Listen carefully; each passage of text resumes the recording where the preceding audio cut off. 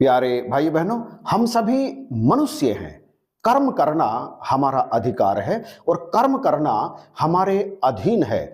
कई बार जब हम किसी कार्य को करते हैं सफलता की उम्मीद लेकर, सफलता के विश्वास के साथ, और इसके बावजूद भी कई महीनों कई वर्षों तक लगातार प्रयास करने के बावजूद भी, जी तोड़ मेहनत करने के बावजूद भी जब सफलता हाथ नहीं लगती, असफलता ही हमारे हिस्से में आ जाती है, तो फिर निराशा कई मनुष्यों को, कई युवाओं को घेर लेती है, कई युवतियों को घेर लेती है और फिर वो परेशान हो जाते हैं, टूट जाते हैं। परंतु याद रहे, हम और आप, हम केवल कर्म ही कर सकते हैं। कर्म का फल क्या आएगा ये हमारे हाथ में बिल्कुल भी नहीं होता। कई बार अथक जी तोड़ मेहनत करने के बाद भी हमें हमारी आशा के अनुरूप फल नहीं मिलता। तो याद रहे, यहां पर इस भूमंडल पर कभी भी किसी को मुकम्मल जहां नहीं मिलता, लेकिन बावजूद इसके ऐसा नहीं है कि आप कर्म करना छोड़ ही दें। आप कर्म करें, क्योंकि कर्म करना आपके हाथ में है, आपके अधिकार में है और आप कर्म कर सकते हैं। इसलिए मैथिली शरण गुप्त जी कहते हैं, नर हो न निराश करो मन को। निराशा अपने पास आने नहीं देनी है। आशा लगातार लगातार आशा को बनाए रखना है।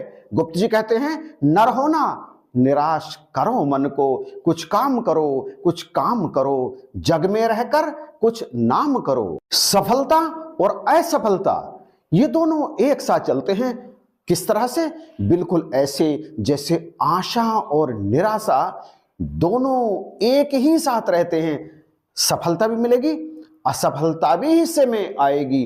कभी भी किसी को संपूर्ण सफलता, मतलब सफलता दर सफलता नहीं मिलती, और यदि किसी को मिलती है तो वो मिलती है अथक परिश्रम करने के बाद, पूरी तरह से डूबने के बाद उस कार्य में। लेकिन बावजूद इसके कई बार असफलता भी हाथ लगती है, तो साथ आती है निराशा। जब सफलता के लिए प्रयास करते हैं ना, तो साथ में कौन रहती है?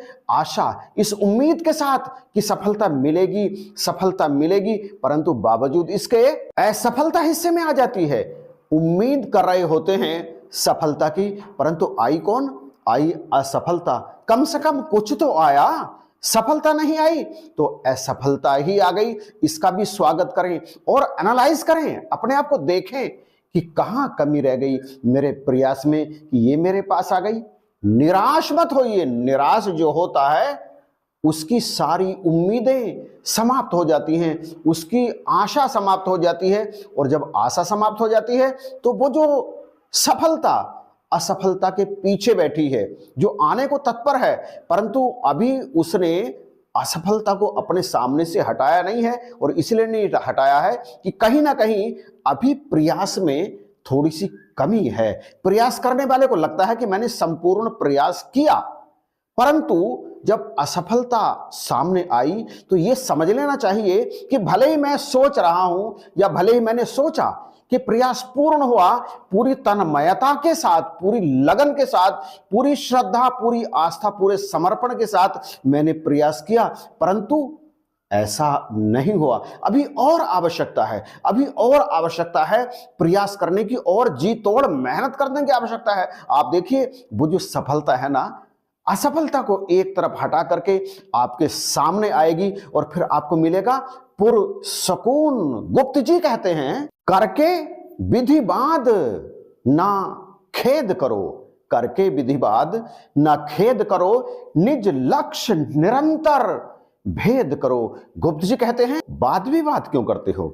आप बिल्कुल भी वाद विवाद मत करिए, और ये बिल्कुल भी दिमाग से निकाल दीजिए कि ये असफलता इसलिए आपके हिस्से में आ गई है कि आपके भाग्य में ये असफलता ही थी, आपके भाग्य में सफलता थी ही नहीं। वाद विवाद मत करो, अपने आप को देखो, निरंतर प्रयास करो, बहानेबाजी मत करो।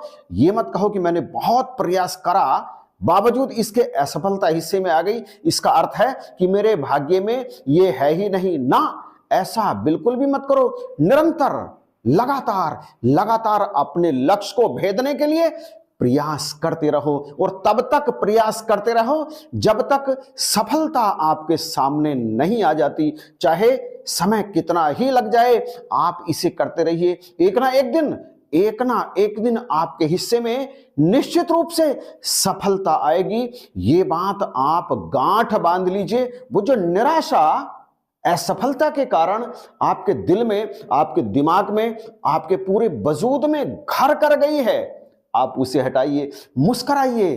असफलता को देखकर भी मुस्कुराइए और चल पड़िए फिर से एक और प्रयास करने के लिए। याद रहे, आपने अभी तक जो प्रयास किया है ना, वो व्यर्थ नहीं गया।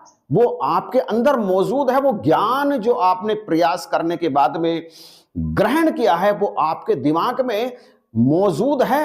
अब प्रयास लगातार करिए और अगला स्टेप है, यानी इस ज्ञान से आगे और जो मौजूद है, जो स्थित है, आप उसे लक्ष्य बनाइए कि अभी इतना और प्रयास करना है। इसके बाद आप देखेंगे सफलता आपके कदम चूमने के लिए तैयार बैठी है। आप जरा अपने आप को दृढ़ तो करिए। आप जरा अपने अंदर मजबूत विश्वास तो रखिए।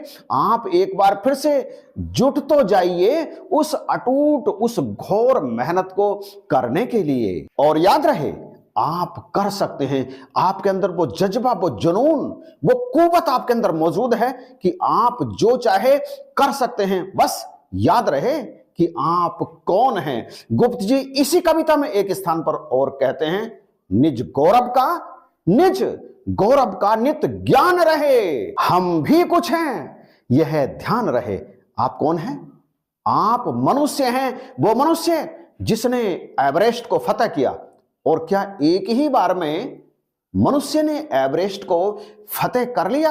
आप वो हैं जिन्होंने तैरकर पूरा समंदर पार कर लिया। आप वो हैं जो चांद पर पहुंच गए। आप वो हैं जो हवा में उड़ते हैं। आप वो हैं जिसने अकेले अपने दम पर पहाड़ को काटकर सड़क निकाल दी। आप जो संकल्प कर लेना, तो कुछ भी आपके लिए असंभव नहीं है। सब कुछ आपके लिए संभव है, बशर्ते दृढ़ संकल्प हो आपके अंदर, इच्छा शक्ति हो कुछ करने की, और संघर्ष करने का आपके अंदर मादा हो। कोई भी आपके सामने टिक नहीं पाएगा। आप लक्ष्य को हासिल करके रहेंगे। बस आप खड़े हो जाइए, उठ जाइए। असफलता से आप यही कहिए, वो बार बार आने दीजिए। बस आप निराश मत होइए, आप टूटिए मत, क्योंकि कहते हैं ना कि जिस दिन इंसान टूट जाता है उस दिन वो मर जाता है। उसमें कुछ भी करने का जज्बा फिर बचता नहीं है। इंसान है तो जब तक सांस है कुछ ना कुछ करने के लिए सदैव तत्पर रहिए। तो आइए चलते हैं एक बार फिर से अपने लक्ष्य को पाने के लिए निरंतर प्रयास करने की तरफ।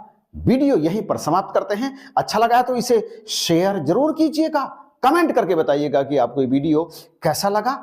चैनल पर यदि नए हैं तो प्लीज आप इसे सब्सक्राइब भी जरूर कीजिएगा, क्योंकि इसी तरह की वीडियोज आपको इस चैनल पर सदा मिलती रहती हैं। इन्हीं शब्दों के साथ आप सभी को जय हिंद, नमस्कार और प्यार भरी धन्यवाद।